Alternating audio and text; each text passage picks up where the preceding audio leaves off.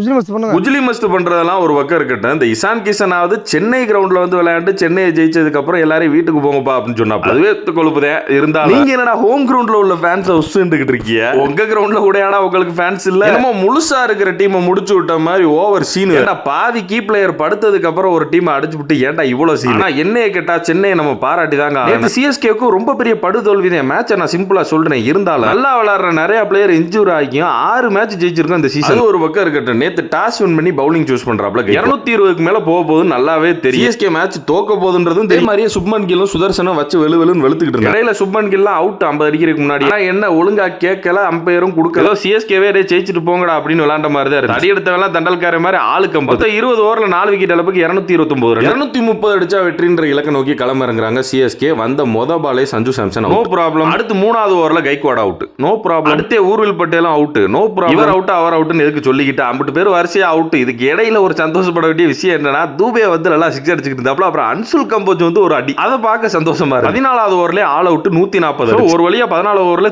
சிஎஸ்கேக்கு ஒரு படுதோல்வி. இதனால அவங்க என்ன இழக்க போறாங்க அப்படின்னு பார்த்தோம்னா ஒண்ணுமே இல்ல இந்த சீசன். ஏன்னா ஆல்ரெடி எல்லாம் வைத்தால மாதிரி ஓடி இருக்கு. இதுக்கு மேல அவங்களுக்கு இழக்கிறதுக்கு ஒண்ணும் இல்ல. இது ஒரு பெரிய இழப்பும் இல்ல. அதுக்கு ஒரு சீரை போட்டாயவா இருக்க உசுக்குறாங்க. அவங்க கிரவுண்ட்ல உள்ள ஆடியன்ஸை பத்தி உசுக்குறாங்க. போய் பிளே ஆஃப்ஸ்ல பண்ணுங்க. அபிஷியலா சிஎஸ்கே டோர்னமெண்ட் விட்டு வெளியில வந்து. நன்றி, வணக்கம்.